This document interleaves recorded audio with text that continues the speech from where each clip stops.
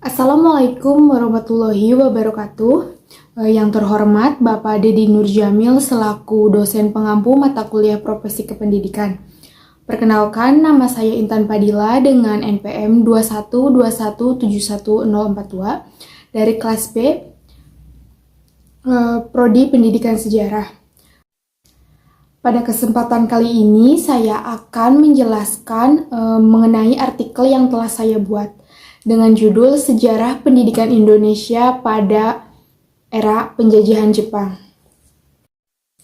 Yang pertama adalah masa pendudukan Jepang selama 3,5 tahun merupakan masa yang sangat menentukan bagi bangsa Indonesia. Setelah kejayaan penjajahan Belanda lenyap, Jepang berada di Indonesia. Mereka bertekuk lutut tanpa syarat kepada Jepang. Dan sistem persekolahan di masa pendudukan Jepang banyak mengalami perubahan karena sistem penggolongan baik menurut golongan bangsa maupun menurut status sosial dihapus. Dengan demikian, terdapat integrasi terhadap macam-macam sekolah yang sejenis sejak masa Jepang. Bahasa dan istilah-istilah mulai dipergunakan di sekolah dan lembaga pendidikan. Pada masa pemerintahan Jepang, pendidikan tingkat dasar menjadi salah satu sekolah dasar 6 tahun. Maksud dari Jepang untuk menyeragamkan sekolah. Sekolah dasar tersebut supaya dalam pengawasannya, baik isi maupun penyelenggaraannya, ditinjau dari segi pendidikan, penyeragaman tersebut malah menguntungkan bagi masyarakat Indonesia, yaitu dengan dihapusnya diskriminasi. Pada dasarnya, pendidikan melalui sekolah-sekolah ini hendak dijepangkan. Tindakan Jepang dalam menjepangkan Indonesia di bidang pendidikan ini dapat kita lihat dengan latihan bagi para guru-guru yang ada di Jakarta untuk diindoktrinisasi dengan Hakko Ichio atau kemakmuran bersama. Guru-guru yang mengikuti pelatihan di Jakarta kembali ke daerah masing-masing untuk melanjutkan pendidikan indoktrinasi kepada guru-guru di daerah. Yang kedua adalah sekolah-sekolah pada masa pendidikan Jepang. Terdapat 3 sekolah umum, yaitu yang pertama adalah sekolah rakyat 6 tahun, yang kedua sekolah menengah dengan 3 tahun, dan sekolah menengah tinggi. Yang ketiga adalah sistem pengajaran dan struktur kurikulum. Sistem pengajaran dan struktur kurikulum ditujukan kepada keperluan Perang Asia Timur Raya. Perang Asia Timur Raya adalah Perang Pasifik atau Perang Asia Pasifik atau yang dikenal dengan Jepang dengan nama Perang Asia Timur Raya. Adalah perang yang terjadi di Samudra Pasifik, pulau-pulau yang ada di Asia. Konflik ini terjadi antara tahun 1937 sampai 1945. Jepang menyeragamkan sekolah-sekolah dasar di Indonesia agar mudah untuk diawasi. Sekolah-sekolah yang menggunakan bahasa Belanda ditutup, begitu juga materi pengetahuan sosial Belanda dan Eropa dihilangkan. Adapun tujuan Jepang ke Indonesia ialah menjadikan Indonesia sebagai sumber daya bahan mentah dan tenaga manusia yang sangat besar. Artinya, bagi kelangsungan Perang Pasifik, hal ini sesuai dengan cita-cita ekspansi Jepang. Berbagai cara yang dilakukan oleh Jepang dalam mengelabuhi bangsa Indonesia untuk kepentingan politiknya. Demi kepentingan Perang, Jepang mengambil pasukan dari Indonesia dengan menyuguhkan pendidikan kemiliteran.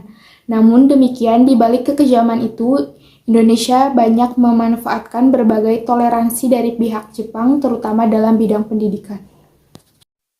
Yang keempat adalah pendidikan yang diberlakukan pada era pendudukan Jepang di Indonesia.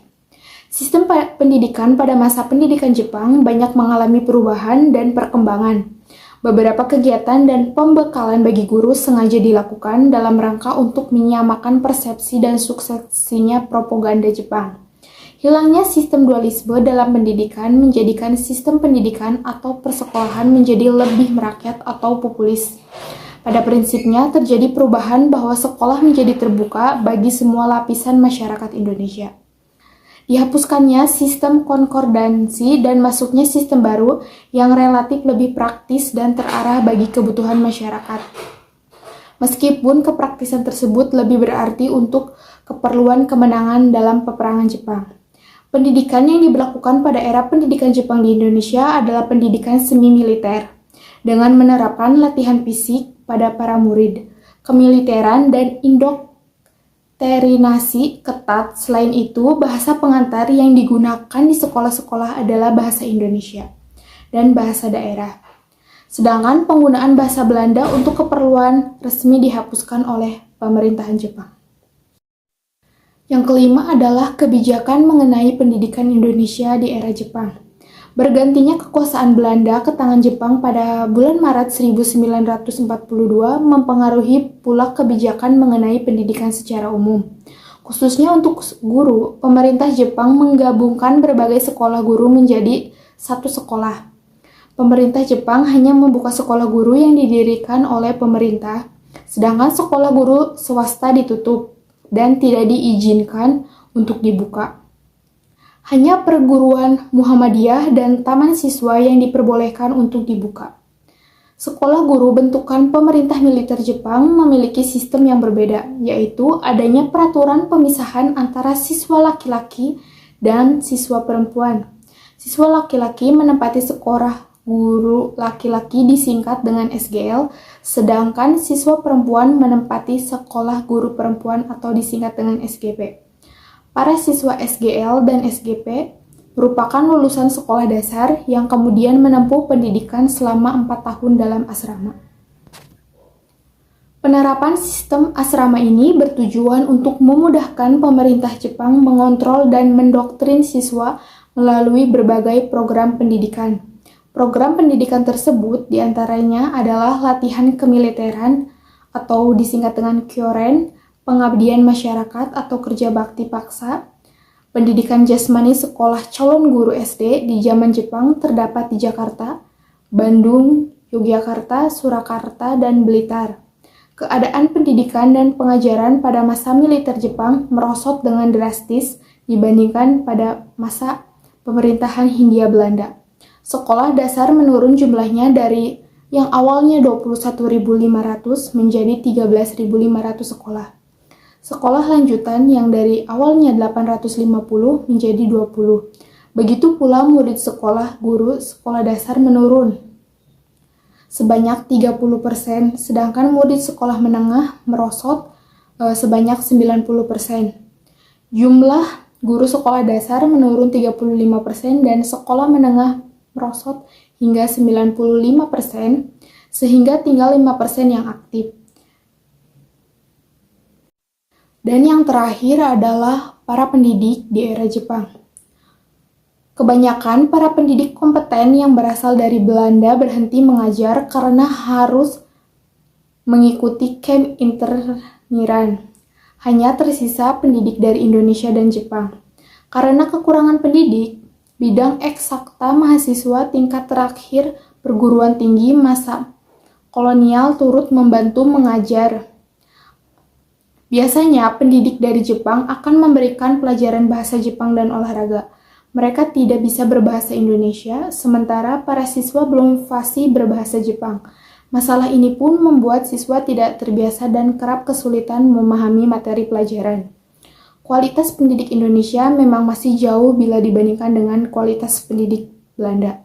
Tetapi secara personal mereka mampu menjalin hubungan dekat dan kuat dengan para siswa.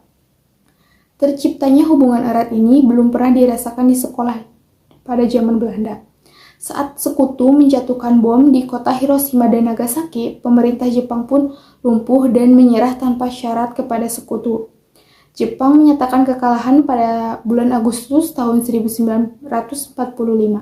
Setelah itu, sistem pendidikan Indonesia pada zaman Jepang pun berakhir dan para siswa kembali menghadapi dunia sekolah baru. Mungkin sekian penyampaian artikel yang bisa saya sampaikan.